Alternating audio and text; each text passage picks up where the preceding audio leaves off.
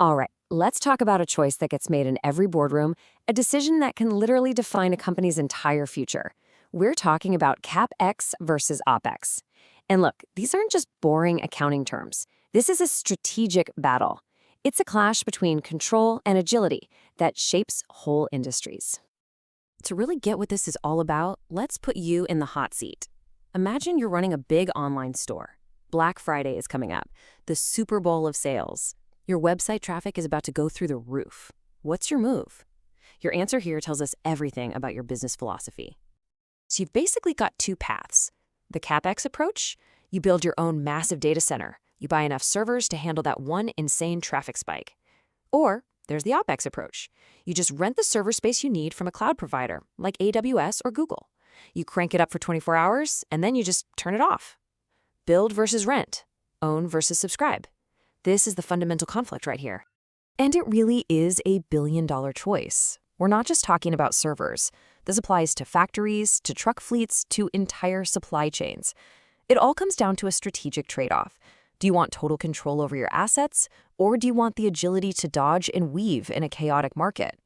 So let's break down what we're actually talking about. First up, we've got CapEx. Think of this as the empire builder strategy. This is when you make those huge, one-time investments in things that are going to last. You build the factory, you buy the fleet, you own it, you control every little piece of it. But, and this is the big but, you are locked into that decision for good. And on the other side of the coin, you've got OpEx, the agile navigator. These are your regular, ongoing, pay-as-you-go costs. Think of your Netflix subscription, or in our case, renting that cloud space. You hold on to your cash, you stay incredibly flexible, but you're going to pay a premium for that freedom, and you're now fundamentally relying on someone else to run a critical part of your business. So we have the empire builder versus the agile navigator. How do these two play out when things get messy?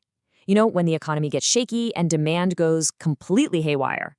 This is the volatility test. And this is where you see the hidden dangers and the brilliant advantages of each strategy. Okay, now this is where the weakness of the CapEx model really shows itself. Picture this. You own a fleet of 10 delivery trucks. Business is booming, they're all out on the road. But then demand ticks up by just 5%. Well, you can't buy 5% of a truck, right? You have to buy a whole 11th truck. And now you've got this massive, expensive asset that's sitting idle 95% of the time, just burning cash and absolutely crushing your profit margins. That's the step function trap. But flip the script to an OpEx model, and the picture changes completely. This is the power of agility. You don't own any trucks. You use a third-party logistics company. If demand goes up 5%, your shipping bill goes up 5%. Simple. If a recession hits and demand plummets 30%, your costs drop by exactly 30%. Your expenses are perfectly, beautifully matched to your revenue. It's the difference between a concrete wall and a flowing river. All right, let's pivot from the theoretical and jump into a real-world, high-stakes industry where this choice isn't just about profit. It's about life-saving drugs and billion-dollar investments. Let's step onto the pharmaceutical battlefield. In the world of pharma, you've got three main players, and each one has a completely different playbook. You've got big pharma, the scrappy biotechs, and the generics companies. And believe me, their approaches to CapEx and OpEx could not be more different. So let's start with the giants, big pharma. For their absolute guaranteed hits, we're talking about the new blockbuster weight loss drugs, they are building their own factories. This is what we call selective CapEx. And why do they do it? Because when you have a drug you know is going to sell like crazy for a decade, you want to own the factory. You want to capture every single penny of profit and make sure no supplier can ever hold you hostage. It's all about resilience. Then you've got the small biotech startups. These guys are the poster children for being asset light. Their entire world revolves around their cash runway, so they go for an aggressive OpEx strategy, outsourcing literally 100% of their manufacturing. I mean, spending a few $100 million on a factory for a drug that has a high chance of failing in trials, that's just suicide. For them, every single dollar has to go into the science, into the data, not into steel tanks. For them, it is purely about survival. And finally, we have the generics companies. They compete on one thing, and one thing only: price. To win a price war where you're fighting over fractions of a cent, you have to control every single cost. And that means high CapEx is a must. They have to own their factories to squeeze out every last drop of efficiency. Paying a markup to a manufacturing partner, it's just not an option when your margins are that thin. So it really seems like OpEx is the perfect way to just get rid of risk, right? You just pass it off. Well, here's the twist. In business, risk never really disappears. It just gets moved around. It ends up on someone else's balance sheet. This quote just nails it. When a biotech company decides to rent manufacturing capacity, their partner, called a CDMO or contract manufacturer, they become the banker of steel. They're the ones taking the huge CapEx gamble. They're spending the billions to build these state-of-the-art facilities, all while crossing their fingers that clients will show up and rent the space.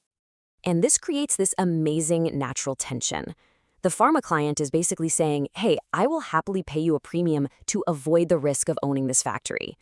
And the CDMO is saying, okay, fine, I'll take on that risk, but you better believe I need some serious long-term guarantees to protect my billion-dollar investment. Now, here's the crucial part.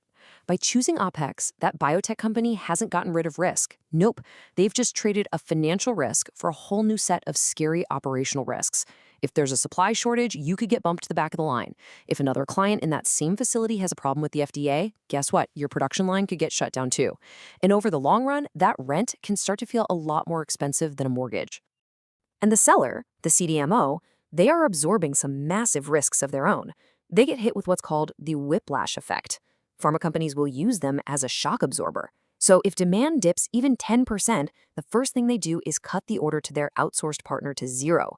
And even worse, if their client's drug fails late in the game, the CDMO can be left holding the bag on a $100 million facility that was custom built for a product that no longer exists. So how on earth does the industry solve this? Well, they get clever. They create these smart hybrid contracts that share the risk in a more intelligent way. To protect the CDMO, they use take-or-pay contracts, where pharma pays a kind of reservation fee for the capacity. To protect the pharma company, they might put their own person and plant to watch over quality, or even rent a dedicated private condo inside the factory to make sure their supply is secure. Okay, we've gone all the way from Black Friday, web servers to biotech survival tactics, and these really complex risk-sharing deals. So after all that, what's the big strategic takeaway here? What's the bottom line?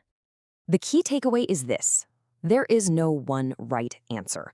The choice between CapEx and OpEx is a strategic menu. Your choice depends completely on what your goal is.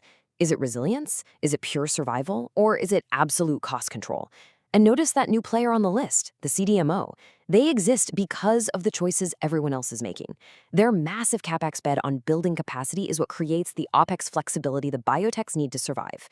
Every single player in this ecosystem is making a different choice because they're all playing a different game. And that really brings us to our final question. This whole debate about owning versus renting, about CapEx versus OpEx, it forces us to ask a much bigger, more profound question about business today. Is risk something you should be trying to eliminate? Or is it something you should learn how to strategically transfer and then just get really good at managing the consequences? Something to chew on. Thanks for joining me.